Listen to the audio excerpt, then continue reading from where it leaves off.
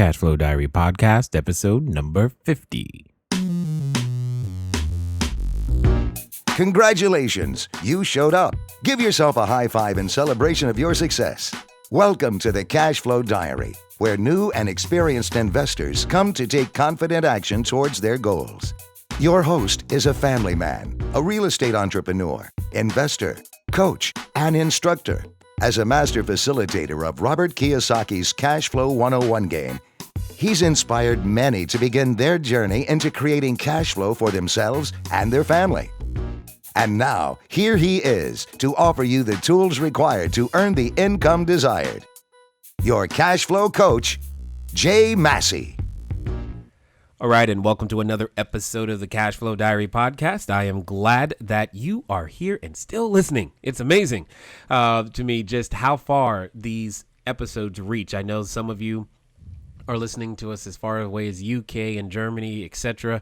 And it's just fun to know that, you know, in this day and age, we have the ability to affect so many lives and help so many people across so many states, so many countries, so many lines. And the only thing that really matters is that you've got to have something good to say, something useful to share.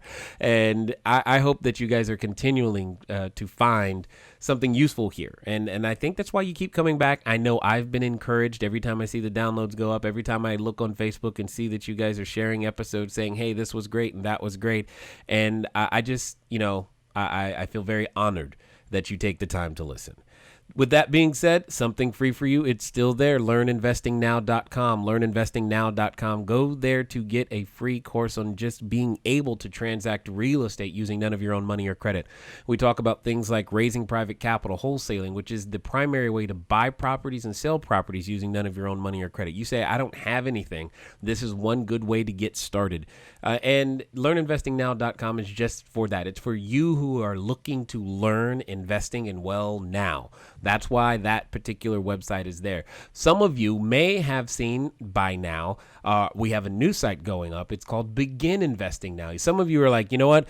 I don't want to do the investing myself. I'd rather you do it for me, Jay. I'd rather you take all the time and do the research, etc. Well, that's what begininvestingnow.com is all about. So you've got two choices now. It's Learn Investing for those who want to go and learn. It's begininvestingnow.com for those who want to really just go out there and have a simple, clean, easy way to buy a house, to buy an asset that produces cash flow and allows them to sit at home and continue to collect checks and, well, listen to the podcast, of course.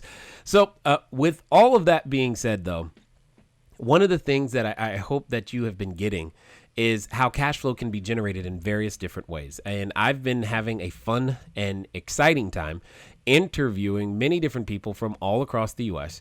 About how they generate cash flow. And I think today's story is going to be just as interesting, if not more interesting than some of the others in the past, simply because it's going to be a little bit different than some of the entrepreneurs. And for me, I'm excited because, you know, I don't know the answer to these questions, by the way. I don't really ask the questions ahead of time so that I know. I like talking to the individual and finding out what started their desire to create cash flow and why it's so important to them and what those benefits were and why all these things happen, because we all have a story and we all have a reason and a way to create it. My goal in sharing this with you is to make sure that you understand that cash flow comes from many different places, not just real estate. Real estate, yes, you know I'm biased, but it can come from so many different places, and we can all start with a passion and a purpose. And I know that the guest that we're going to be talking to today has both of those, a passion and a purpose. So do me a favor and listen to Miss Jessica Rhodes. Jessica, you there? I am here. How you doing today? So far, so good. Very, very excited. Me too. Yeah, well, I can only imagine. You get to be an entrepreneur. Who would have you ever met like an entrepreneur who's not excited? I haven't, and if they're not excited, maybe they're not an entrepreneur, because I am excited every day. I'm so happy that I get to do what I do. I know. Do your friends ask you like, "Hey, do you just drink coffee all the time?" Do they ask? Is that what they ask you? Well, yeah. I'm a work-at-home mom. I have a 10-month-old, and you know, when my friends hear, when people hear that I get to stay at home, but I also have a career and I make money from my home office, they think I have the most fabulous lifestyle. And while I love it, it's not quite luxurious and fabulous all the time. You mean when the kid cries really, really loud, right? When you're on the phone with a client, Oh that's not yeah. exactly the best moment in time. I had a phone call yesterday actually. I have I have a virtual assistant business, and I was on the phone with a prospect for one of my clients, and it was right after my nanny left, and I just had to take the call. So my son Nathan is crawling around the office, and he's being really good, but he's just picking around things, and I'm kind of walking around on the phone, multitasking, and every now and then Nathan would go, ah. Because he's 10 months old, and that's what he does. He randomly just yells things out, and the guy that I was talking to, the you got a little one there? I said, yep, guilty. And he was really nice because a lot of the people I talk to are also, work at home entrepreneurs, and they're totally understanding, but it's definitely a balancing act. I know, right? I know. Well, for those who may not know about you and how you got started and all these types of things, one of the what I would love for you to do is to share with us what I call your origin story. There's something that usually I know for me, many of you already know that my wife and I we were in a what many would call a horrible situation. She couldn't eat or drink. She almost died a few times from hyperemesis. I had a punctured lung, couldn't walk and talk, needed to find a way to generate income and in a way that, if we got sick again, that we could still survive. That was part of the genesis of us. Share with us, if you will, a little bit of your origin story, a little bit about, what it is that led you to do what it is that you are doing now. Absolutely. And thank you so much for the opportunity to come on your show, because I love sharing my story, and I hope that it resonates with listeners. I am 26 years old, and I got pregnant. Well, my son's 10 months old. So, a year and a half ago, I got pregnant. My, husband and I are both working, and I was in a full-time job. I worked at a nonprofit organization, and I was directing a staff of fundraisers. So, it was a great job. I got that job was when I was in college and just stuck around there. Modest paying nonprofit job. It paid the bills and everything for a young married couple without a lot of bills and responsibility. But when we decided to start a family, my whole mindset just really changed. I mean, everything that I was really prioritizing and things that were important to me, I mean, everything started to shift because coming from the nonprofit career where I was working at an environmental organization. So my whole purpose, I really just looked at it as, my job was my life. My whole purpose was going out and saving the world and, making clean drinking water accessible and affordable. And while that's all still important to me, what shifted when I got pregnant was all I cared about and all I wanted was to, bring this child into the world and raise him and really just focus on my family. So I don't think one or the other is, better. I'm not placing judgment, but for the phenomenal thing that happened in my mind was that my whole world was now about this young and innocent child. So to have that, modest paycheck, it wasn't really going to fit anymore. And the other thing about my origin story is that I was absolutely committed to being a stay-at-home mom. I know, gosh, millions of children, go to daycare, and there's nothing wrong with that. But for me, my mom was a stay-at-home mom. My parents did not have a lot of money growing up. We were always really tight for money, but they had made a commitment as parents and as a married couple to have my mom be at home with us, and that really impacted me. And so I was really committed to also making that work for my now family. And I didn't know how that was going to happen. There's no way that, I could do my last job. I couldn't do that from home. Had to be present in my office with my staff. So I told my boss that I would be leaving when my son was born. Again, not having a plan B, which maybe that was the entrepreneur in me, not having a plan B and just going for it. And my dad is a business coach, and he has an online business, and he works from a home office. And he told me about virtual assistants and that whole industry. And I really didn't know anything about virtual assistants. I had never heard the term before. I literally knocked on doors fundraising for this organization. So my job was completely offline, and now I was venturing into this online world. But, to make kind of a long story short, he coached me in starting a virtual assistant firm, and I did it, on the side when I was pregnant, finishing up my job. I worked up until 2 days before my son was born, and then I kind of went, full time with entrepreneurship. And the big reason, my big passion and purpose for starting my own business and not just getting a job where I could work from home, is having that limitless potential for profitability and for growth. I mean, I was really just done having to ask permission to make changes in my office and in my job, and having to ask someone to take a vacation. I mean, I was talking with somebody about this last week, and it's so little, because to ask someone for a vacation day at a job, but for me, I always dreaded it. And I love that I can just work really hard in my business and get an instant pay raise by working hard and getting a new client, whereas in my job I would have to wait a whole year to get $1,500 more a year Right. in my salary. And so and again, just I'm so passionate about, just creating a comfortable life for my family. I mean, I do feel like I had a really good childhood, and I really never had really hard times in my life.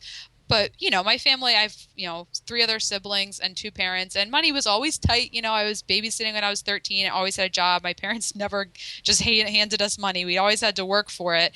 And while I always, I want to raise my son to always work for everything, I also don't want him to ever feel like he's struggling. Like, I really want a comfortable lifestyle. So it's kind of my origin story. That's awesome. Well, what I love about that is that there's so many similarities to entrepreneurs. We all gravitate towards something. Some sort of pain pushes us in a direction that we may not have been prepared for. Like how you said, you just jumped right in. I mean, I don't know any entrepreneur that stops, that's known for stopping and thinking about it. They just pretty much go.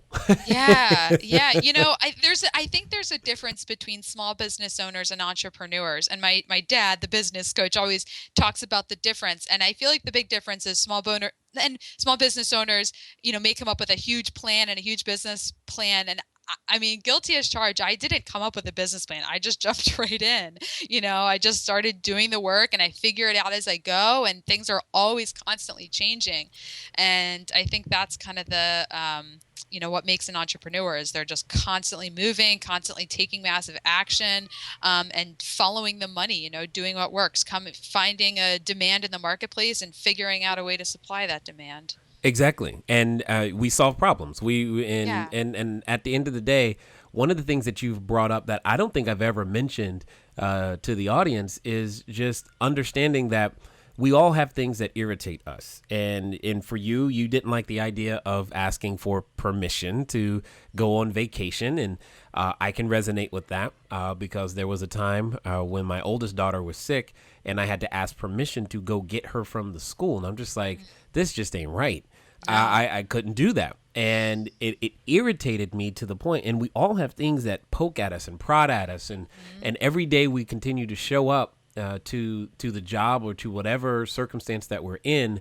That's just us agreeing with that it must be okay because we're not doing anything about it. What's commendable for you is that you've overcome some of the most common objections of, well, I have a full-time job. How on earth am I ever going to figure out how to be at home with my kid? You didn't let that stop you. And not only did you not let that not stop you, but you said, and if I heard you correctly, you said you were working up until 2 days before your son was born, which means that I'm assuming somewhere in there you still had the full-time job at the same time? So I gave birth March 10th, 2013, and I started my virtual assistant work November of 2012. So I was working, doing VA work in the mornings before I would go into my office, and in the evening. So I was doing it part-time for several months, and I was my son was due March 8th, and I was going to work all the way up until like I went into labor. And a couple of weeks before, I said to my boss, I was just totally done. I'm like 9 months pregnant. I'm like, I can't do this anymore. So my last day will be March 8th, and then of course, like luck would have it, he came on that Sunday for the March 10th. So I was thinking maybe I'll get a week off, but well, that's just how my life goes. So I worked right up until the end, and then I gave myself 2 weeks maternity leave. And then I started working again. But it was from home. I had my laptop. I could be working from my couch in my living room, so it worked out fine. But yes, it was hard. And but you're illustrating my exact point in that you many times people will use the excuse, oh, I don't have the time. But I tell people all the time, well, you have the same 24 hours as everybody else. And it's what you do and how you prioritize those 24 hours. If it really means that much to you, you'll steal from your sleep if you've got to. If that's what it's going to take. And that's exactly what you did. Right. And go ahead. Yeah. I mean, Jay, ever since, that's also true. And ever since I really became an entrepreneur, I've really immersed myself in personal development. Resources, books, podcasts, videos, Tony Robbins videos. And I've really, I made a big shift in my mindset. So I not only learned kind of the nuts and bolts of having a business, things like shopping carts and merchant accounts and all that stuff. I not only learned that, but I really immersed myself in the mindset behind it. I mean, I can't even let myself think an excuse. I don't give myself excuses for everything. Like when I don't exercise enough, or I like to do yoga, that's my exercise of choice. When I don't go for a few weeks or a few months, I start thinking of excuses of why I haven't gone. And I literally have trained myself to say, you just have chosen not to go.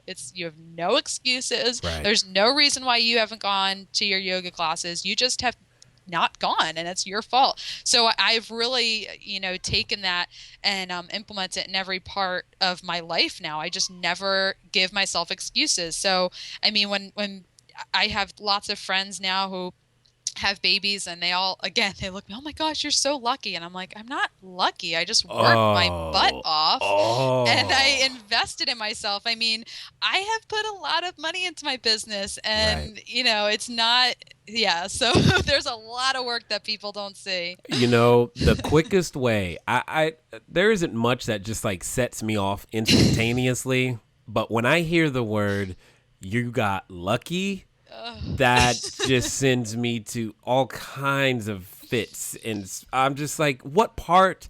I have to ask people, what part of my wife not being able to eat or drink was lucky? What part of me not being able to walk or talk and breathe was lucky? What part of any of that was lucky in terms of the results? None of it. I mean, everything was consistent decisions, lots of prayer, lots of faith, lots of struggle, lots of tears. I mean,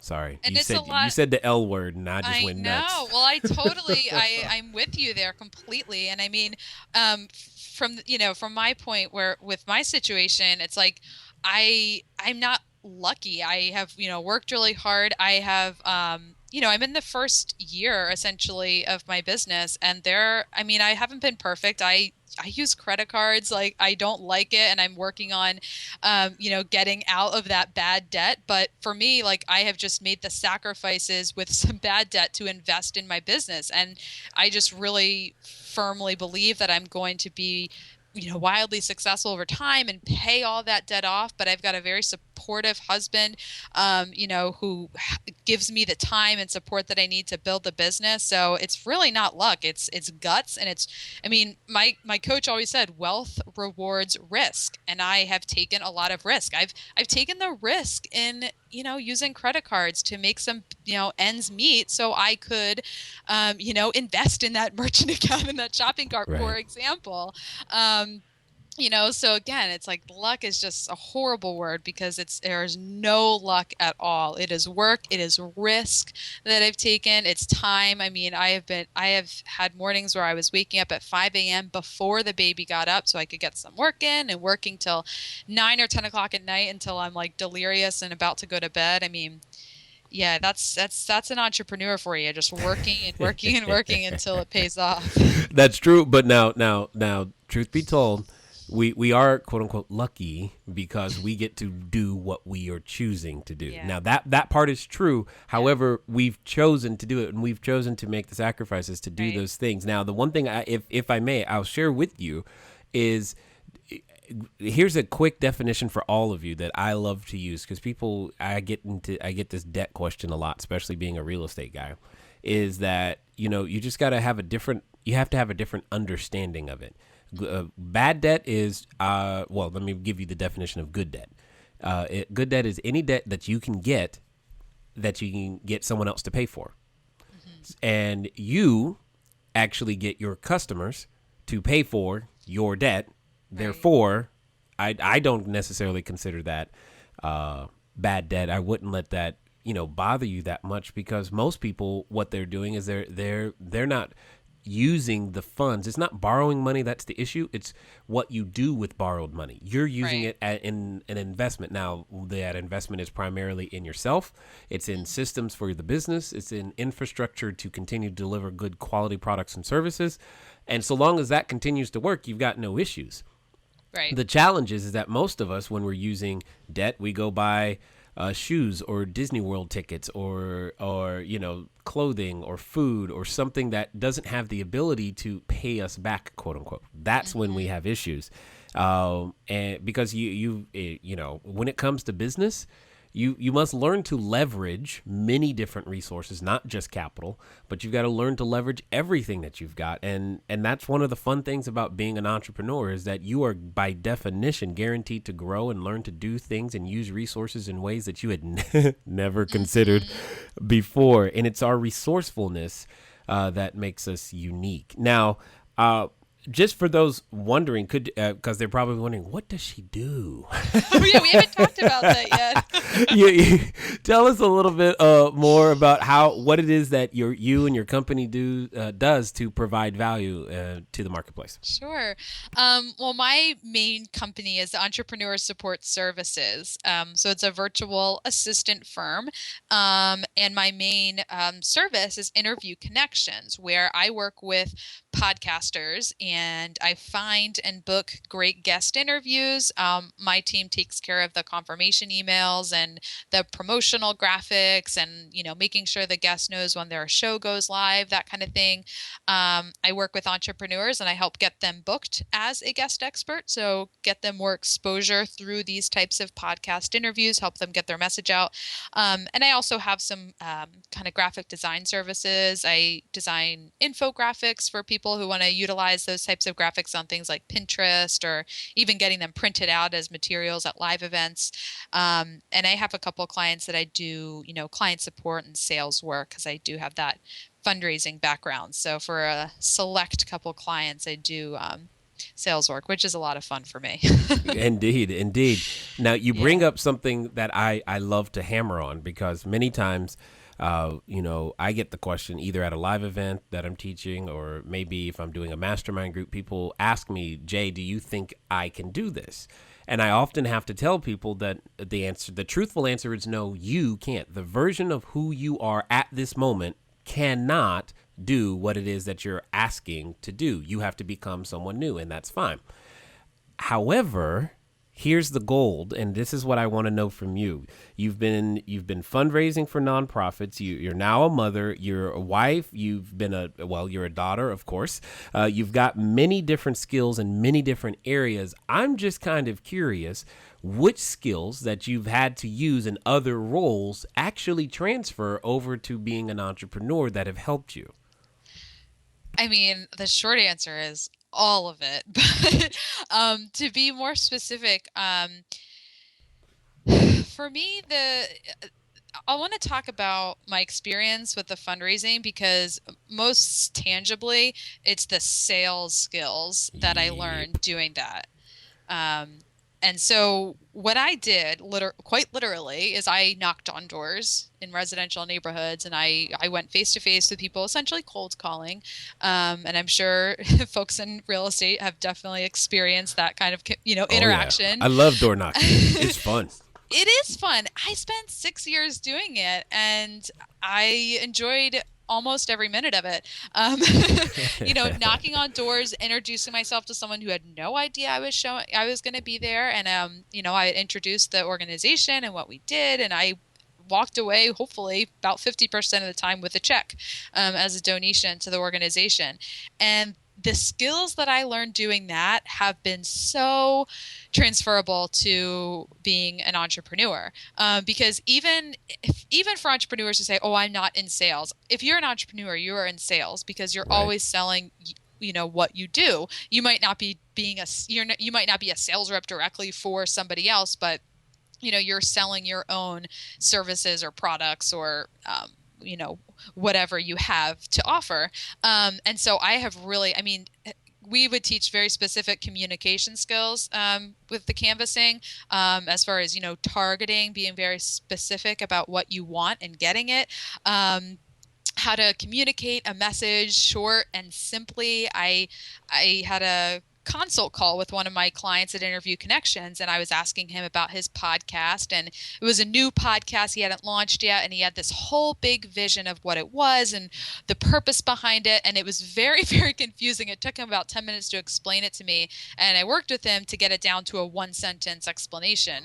And it was really, really exciting for me because that was something that I did canvassing as I took a big issue, a big environmental issue, and I was able to communicate it to someone at their doorstep in one or two sentences. So that has been a skill that I've transferred. And just, I mean, when I talk to prospects on the phone for my business or for my clients, the skills of just being able to drive people to action. I mean, yesterday I had a lot of fun talking to a prospect for my client. And it was for his newsletter marketing program, and on the phone, I talked to the prospect. I told him all about the program, and I said, great, well, I can sign you up right here on the phone if you'd like to get started, get you going this week. And we got him signed up on the phone. So just that, the confidence to just give people a call to action and walk them through the steps. So the skills from my last job were just very, very transferable and has really helped me as an entrepreneur. Yeah, I was when you said that you directed a staff of fundraisers, I was like, oh, then she's gonna. There's no way. Of course, I mean, once you've Yeah. done sales, once you've sold something, you can sell Hmm. nearly anything because there's Yeah. so many similar processes to that, and it doesn't really matter, what your passion is. I mean, not it doesn't. You could sell pet rocks. It doesn't matter. There's a person who wants a Exactly. pet rock, okay, Exactly. and that becomes your business. And that's the thing, is because I find a lot of entrepreneurs are wondering, what's the best business for me to be in? How can I make the most money in the least amount of time with the least amount of effort? And that's so the wrong way to go about it. And and the one thing that they're running from is learning how to sell. And I'm just like, Hmm. you better run toward that puppy because you can't avoid it. It Exactly. and they try. I just think it's funny. Okay. Want to make sure that you are still listening. I'm sure you are. Anyway, the cash flow question, it's that time. So, last time, what was the question? For those of you wondering, you send in an email to cashflowquestion@cashflowdiary.com, or you can call us at 800-689-1764. Give us your answer to the cash flow question for an opportunity to win an autographed copy of the book, Cash Flow Diary, the book. Wow. It goes through my entire business model so that you have the opportunity to duplicate it in full if you so desire. And most importantly, make sure that you're able to get some of that, good old cash flow stuff for yourself as well. Anyway, last week's question: what is the definition of loss to lease? Now, what's interesting is that you could have just looked this one up. Easy free book right there. Loss to lease. So I'm going to do something that I think is a little funny. I'm just going to read the long technical version and then just summarize it. Loss to lease.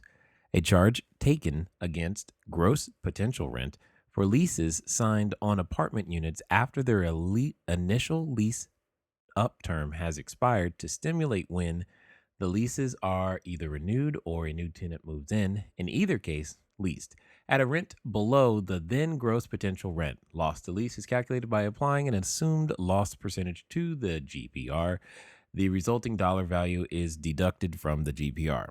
Now, in English, have you ever seen those signs where you got like a $50 off of move in or $100 off of move in, or hey, get a free microwave if you sign up today? Those types of things. Any sort of, you could use the word concession that's given as an incentive to lease that is typically below what they're calling GPR, or in this case, gross potential rent or gross scheduled rent, or you just call it whatever the market rent is, a little bit less so that you get it leased up. Hopefully that gives you some clarity and understanding. If you're out there looking at performers and you see loss to lease, here's another hint on that one. They're probably using an accounting method known as the accrual method, which is going to make it very, very challenging when you're doing your due diligence to be able to know what their true profitability or cash position looks like on that particular building. But you can get the due diligence done. Make sure that you connect with the individuals on your team who know how to do that. Now, let's get over to this week's question. So here's your shot. If you're listening to us for the first time, here you go. Remember, it's 800-689-1764 or cashflowquestion@cashflowdiary.com. So here's the question.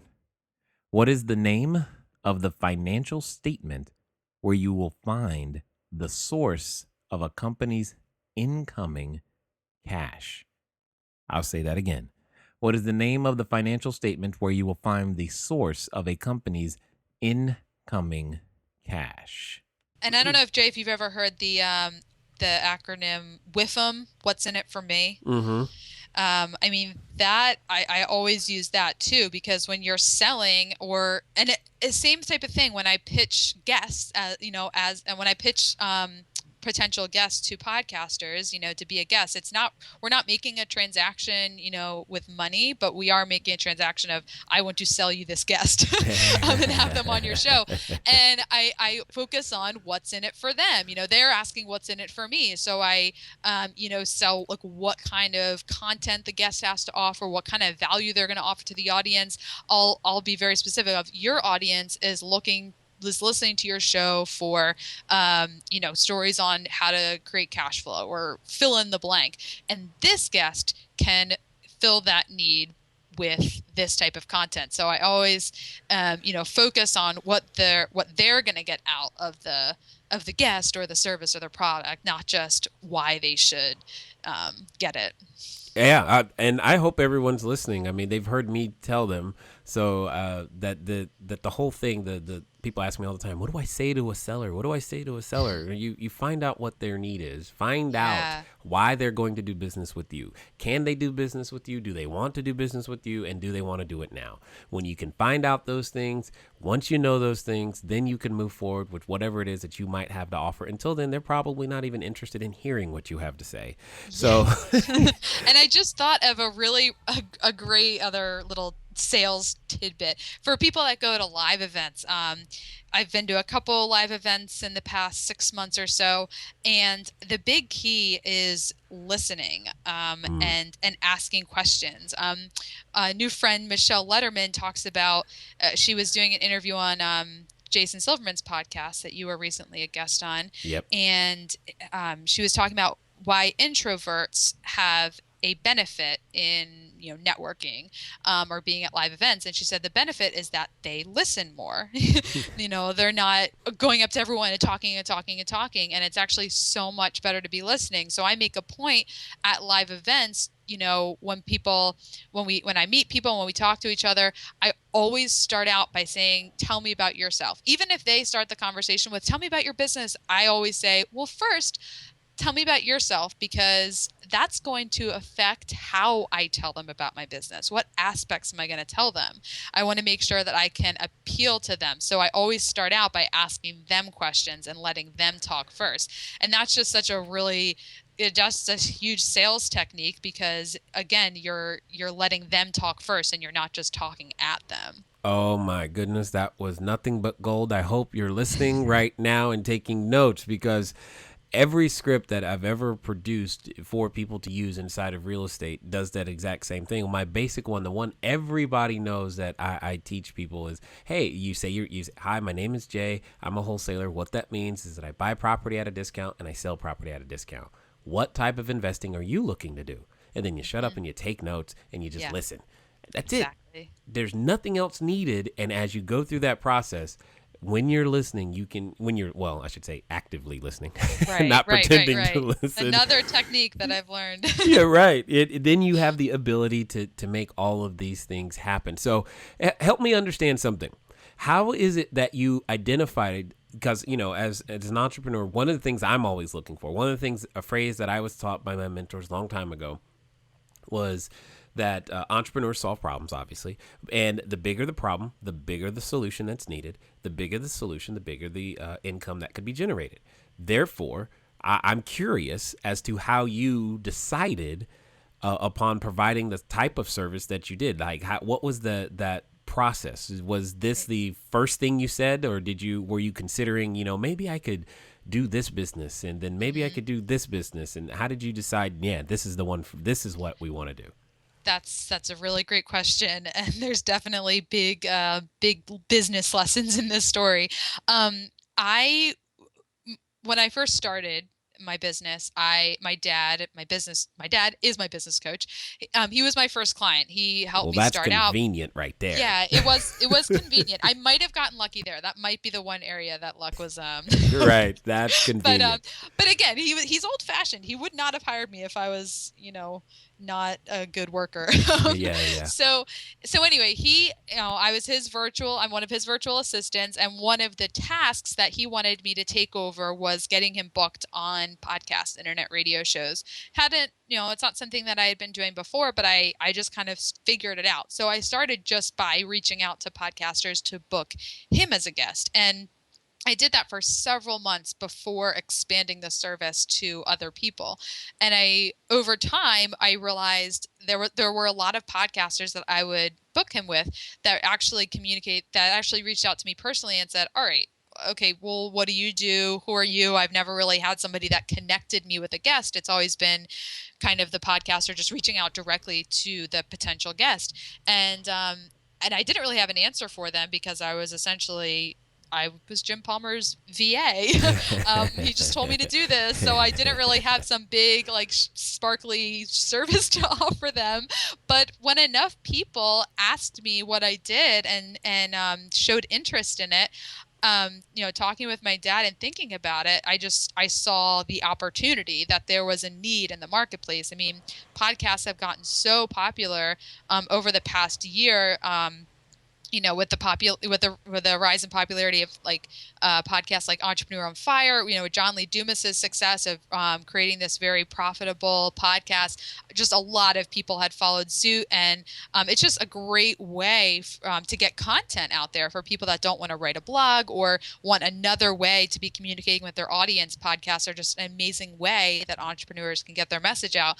So just so many people are launching podcasts, and they're often entrepreneurs who are doing this in addition to their main business. It's not their main revenue generator. So there was a need to get some, an affordable, easy way to take care of the logistics of finding and booking guests. So once I had enough people express the need for the service, that's when I decided to create Interview Connections.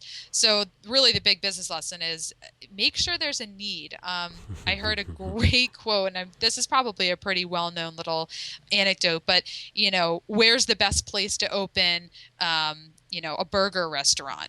And it's where there's hungry people.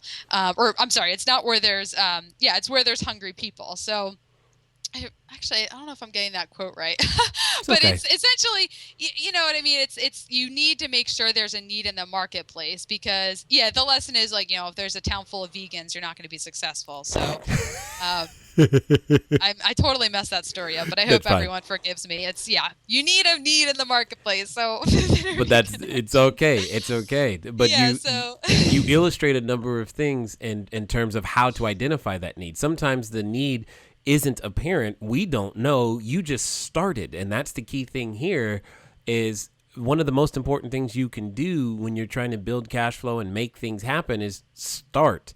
The marketplace will begin to give you feedback about what it needs, and that's the key. It's what I call the feedback loop. And until you're in that feedback loop, you don't know. Everything's a guess. You think, hey, my great idea is great until the market either buys it or doesn't. And then you right, can go, maybe it isn't so great.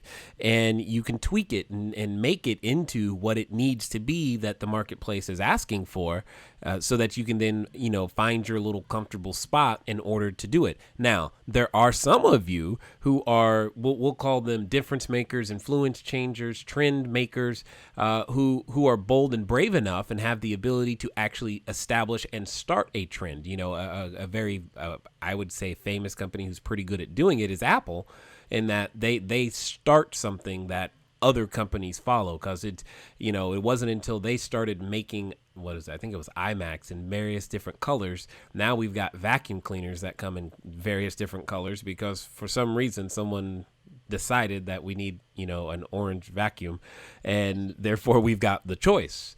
right, But most of us, we have to just find a need right. and work from there. And that's what I like. Is that you're like, well, I can fill this. This is what I can do. I can do this piece.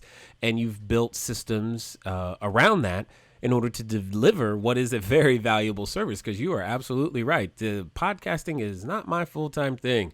And I'm like, I got to find people to come on. How do you do that? And Right. that's new. Yeah. And then that's when you appeared. And I was like, relieved.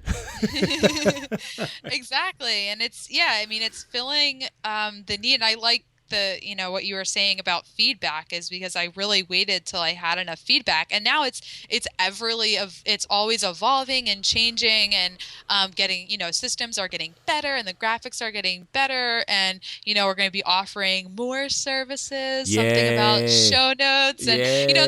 there's things I have, clients come to me, well, do you do this too? Or do you help launch onto iTunes. And so there's so many different services that I want to be able to offer. But obviously, like everything takes time and figuring out what to charge for everything. So it's an exciting journey. But again, you just have to start because where I am now with Interview Connections and the services that I'm offering and the team that I have in place to help me service so many clients, I didn't start with all that.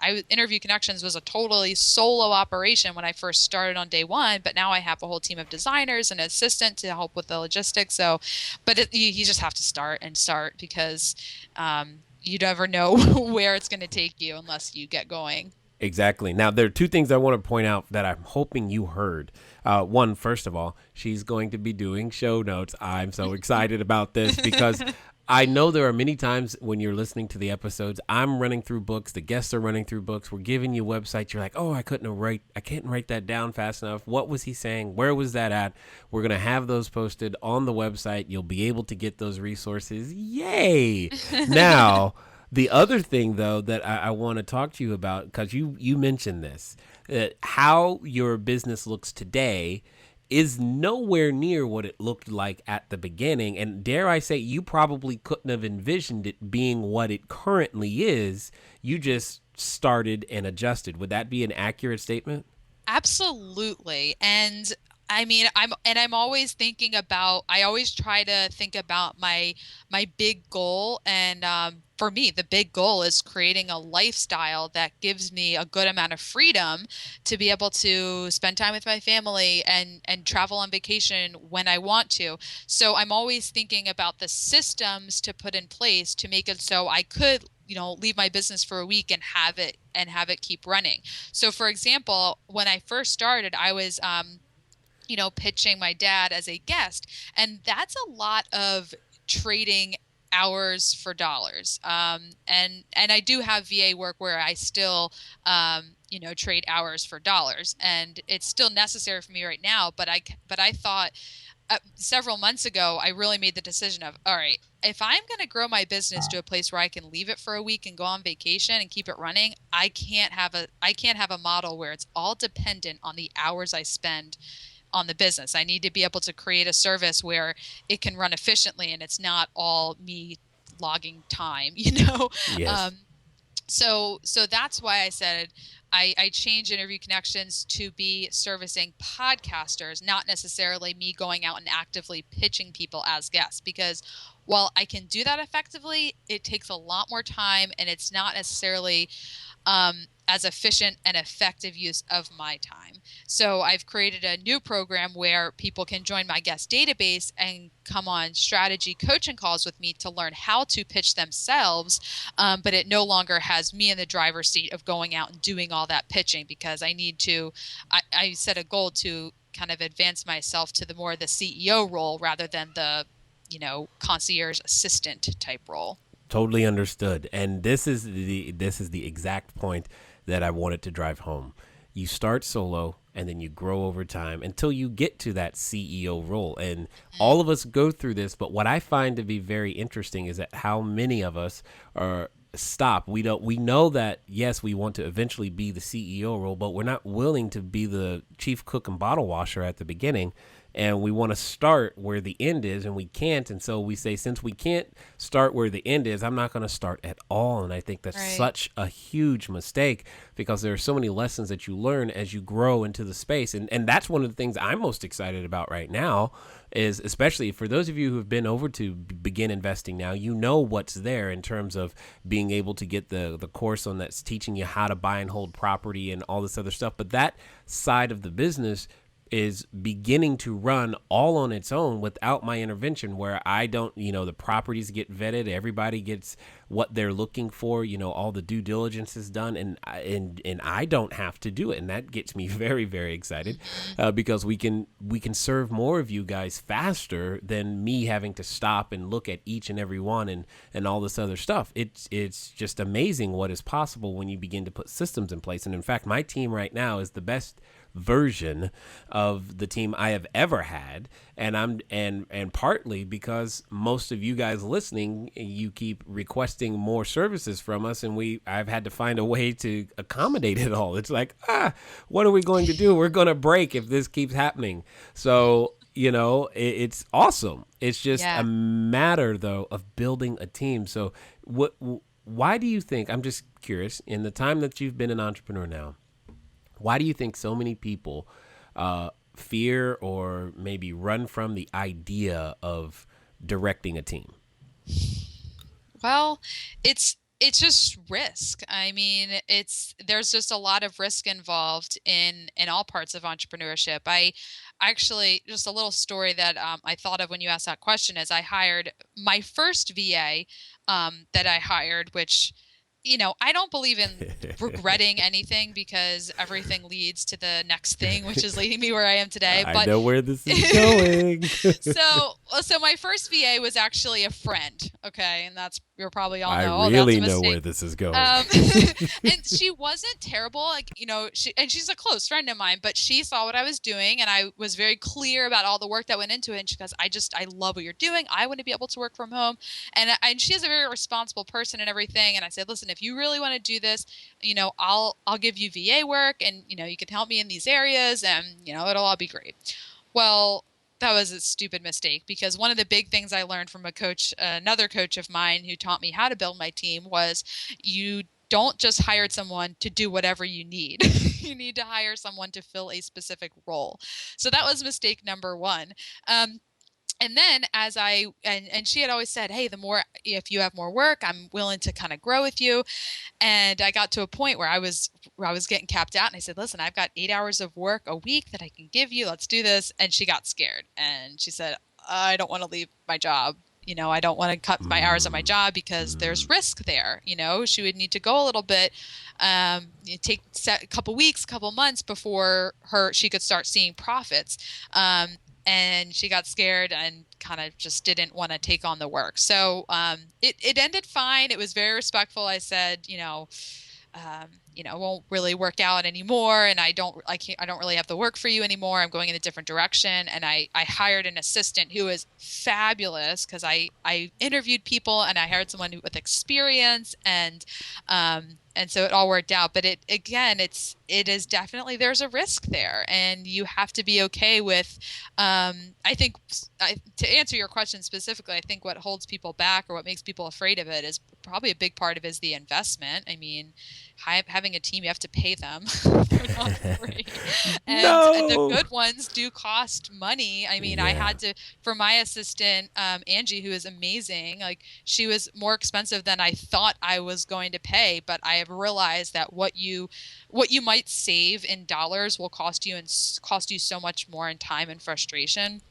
And I realized that with my first VA, she was very inexpensive because she was new and I was teaching her, but I had to spend so much more time training her and kind of like changing things around when I didn't really like the way they were done.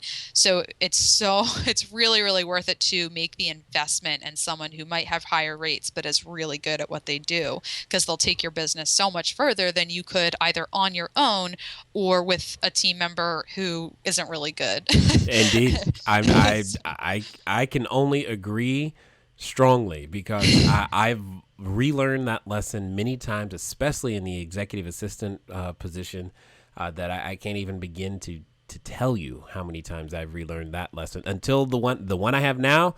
She's the one I pay the most, have ever paid the most. In fact, I now it's just crazy because I have to pay her more than I used to make at my old job, and I'm like, when did that happen? Well, that is, no, Jay, I totally understand that because, as I evolve my business, and like I said, I still have clients where I, trade the hours for dollars kind of thing and charge hourly.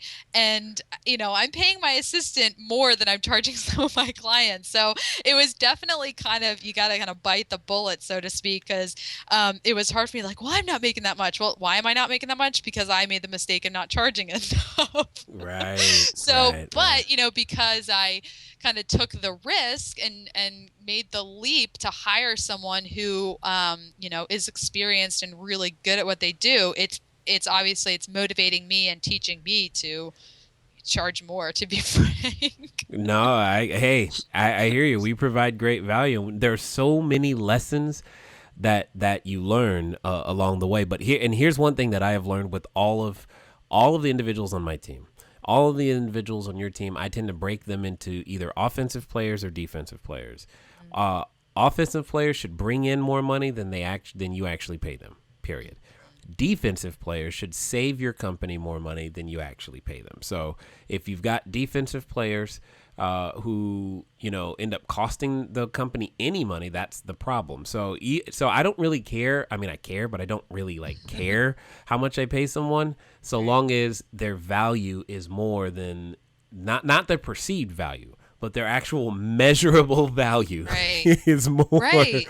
than what they bring in or how they save the company money. And I often use this example that my CFO, I pay her a very nice six-figure number every year, and it's like, wow, I really yet she's more than enough of the reason why we are able to collect and raise and accurately manage millions of dollars Right. of other people's money going out there into the marketplace to develop property and be that the international stuff or national stuff. Without her, I couldn't do it.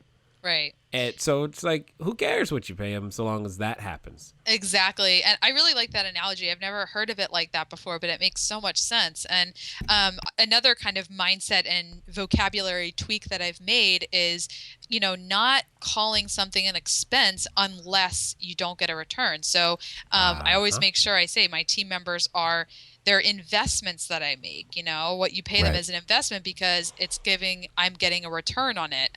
So long as the systems are in place properly. I mean, so again, as long as they're bringing a return, as long as they're helping make your business more profitable, it's all an investment. It's only an expense if you don't get a return on it. Yep. I see. What did I hear? It was if you build the people will build the business. Love it. That's what I heard it as. And I'm just like, okay. I Hmm. just didn't know how that always works out in the real world. But you've been an excellent example of that very thing, of it working out in the real world. And you're making that shift, that switch. And you just, and what I really love about entrepreneurs in your story in general is that you were clear on what you valued. You valued staying at home. You valued the fact that you really your freedom. You didn't want to have to Hmm. ask permission Right. for anything that you didn't feel you should have to ask permission for. And you did something about it. You didn't leave it on your complain list. You didn't leave it on stuff you just wanted to gripe about. You said, well, I should do something about this. And you figured out a way to do it. Even though you didn't know, even though schooling might have been completely different, Hmm. you said, well, this is what I can do about it. And let me go do that. And you did. And I love Right. it. Thank you. That's what makes entrepreneurs so great, is that we can live. That's why we're so excited, is we're living Yeah. closer to our values than what most people get to do.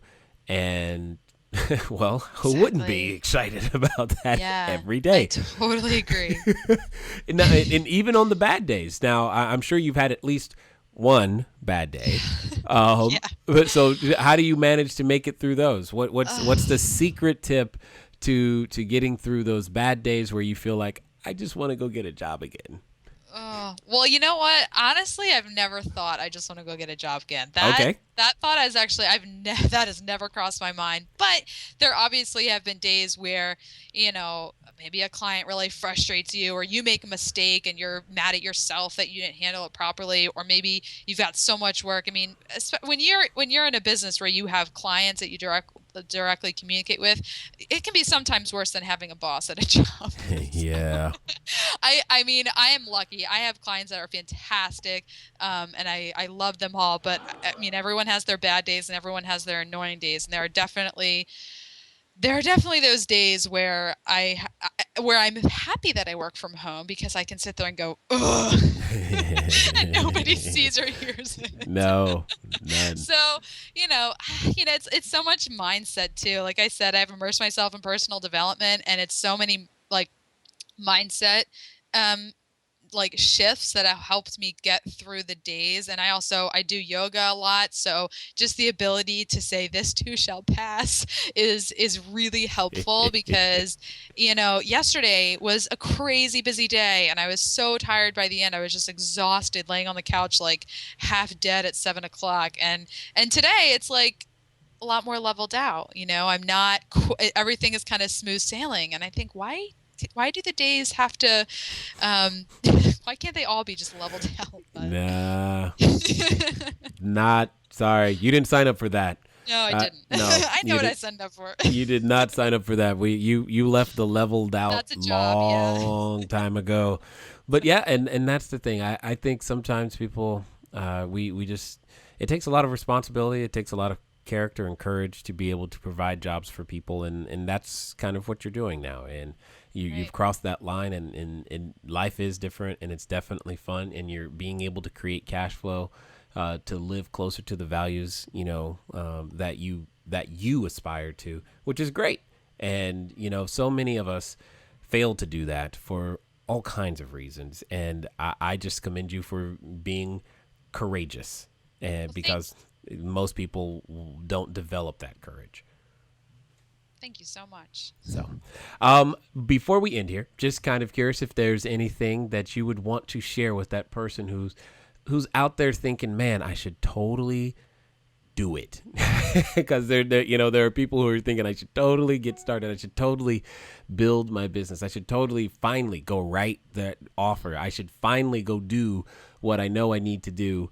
What would you say to them I, right you now? know, I just want to offer encouragement, and I really think the saying wealth rewards risk really rings true here, because it is going to be risky and it might be tight at first, and it probably will be tight at first before you start turning a profit. You might work in the red for a while, but what's on the other side is so much better than a steady small paycheck that is never going to grow as massively as your income or your cash flow could grow, when you're an entrepreneur. So, take the risk, use whatever resources you have available, whether it's the coaching and mentoring that you get through podcasts or reading books or hiring a mentor or coach.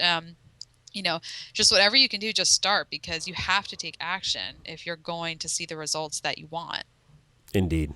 I couldn't have said it better myself. In fact, I know for us, I remember one thing I said to myself when I was first getting started in business was, even if I earned the exact same dollar amount as I am right now, but had more control over my time and situation, it would have been worth it. Totally. It would have been worth it. And all the other stuff is just gravy. So Yeah. I definitely appreciate you taking the time to invest here and helping others understand what it takes to create cash flow in various different ways, and making sure that, we can learn from your example, your courage, your tenacity, dare I say, and making sure that we go out there and doing the things that we need to do in order to make, success happen for ourselves and for our family. I thank you for being here. Thank you for your time. Thank you so much for having me. You're welcome. All right, everybody. This, as you guys know, hopefully you enjoyed listening to Jessica. I know that one of the things that, can go through your mind is, yes, she could do it, but I could never do it. And you got to understand that we all start somewhere, and now could be that somewhere. Don't be thinking about someday. I mean, all the time we say things like, someday I'm going to get started. That if you look at your calendar right now, I want you to find the day that's called someday. And if you don't find it, I want you to make it today. Today is the day that you got to get started so that you can begin to make those changes. It's incremental changes implemented over time. And I think you'll understand one day when you look back and go, man, I'm so glad I got started. Anyway, that's been another great episode, and I will talk to you guys soon. Until next time.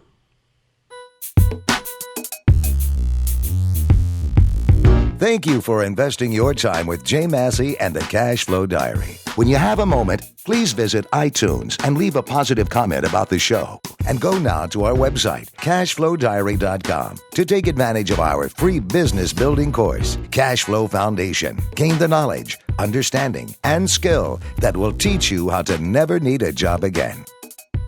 Until next time.